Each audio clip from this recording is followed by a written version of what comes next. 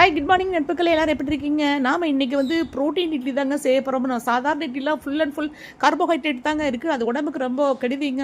ஆனால் இந்த மாதிரி இட்லி சாப்பிட்டோம்னா ரொம்ப ரொம்ப நல்லதுங்க. அந்த இட்லி எப்படி செய்கிறதுன்னு பார்க்கலாங்களா? இந்த டேஸ்டியான ஹெல்த்தியான எம்மியான ப்ரோட்டீன் இட்லி செய்கிறதுக்கு நமக்கு என்னென்ன வேணும்னு பார்த்துக்கலாமா?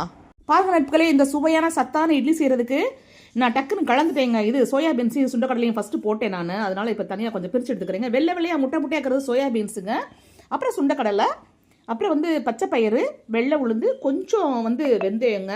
இதில் நான் பயிர் வகைகள் எல்லாமே ஈக்குவல் ரேஷியோ தான் போட்டிருக்கேன்.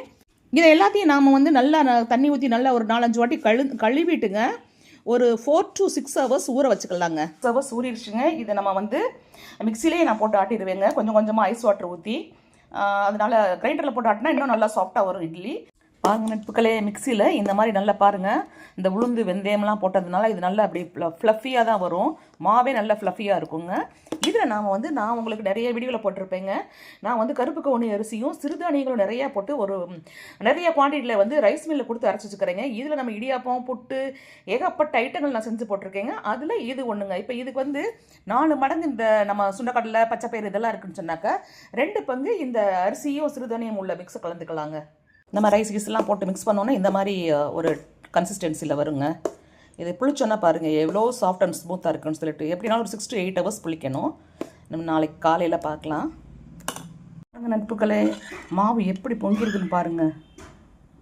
பார்த்தீங்களா? இந்த கன்சிஸ்டன்சியில் வச்சுக்கோங்களேன், இட்லி ஊற்றும் போது நல்லா சாஃப்டாக இருக்குங்க. நம்ம இட்லி இப்போ ஊற்றிடலாம். நல்ல ஆவி வரவும் இப்படி இட்லி ஊற்றி வச்சாச்சுங்க. ஒரு 10 to 15 நிமிஷம் வேக விடலாங்க. 15 நிமிஷம் ஆயிடுச்சுங்க. எந்திரிச்சான்னு பார்க்கலாங்களா?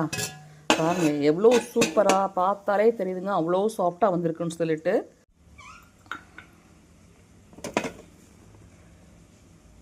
செக் பண்ணுறதுக்கு ஒரு விரலில் தண்ணி நினச்சிட்டு இப்படி விட்டு பார்த்தாலே தெரிஞ்சிருங்க. ஒட்டாமல் வந்துருச்சுன்னா குக் ஆயிடுச்சுங்க. ஒட்டலைங்க, குக் ஆயிடுச்சு.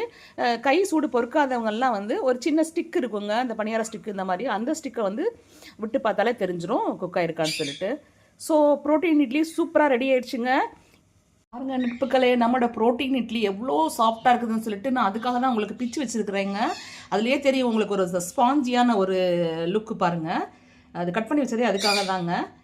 இதுக்கு வந்து பாருங்கள் டேங்கியான நல்ல காரஞ்சாரமான பிரண்டை சட்னிங்க. கொஞ்சம் தொட்டு சாப்பிட்டாலே போதுங்க. 5-6 இட்லி சாப்பிட்லாம். பட் நம்மலாம் டயட்டுங்க, 2 இட்லி தாங்க. ஓகேங்க நட்புக்களே, இது பாருங்கள் நட்புக்களே, இதுதான் இலை பரண்டை. இதை வச்சு தான் நான் இன்றைக்கி சட்னி பண்ணேன்.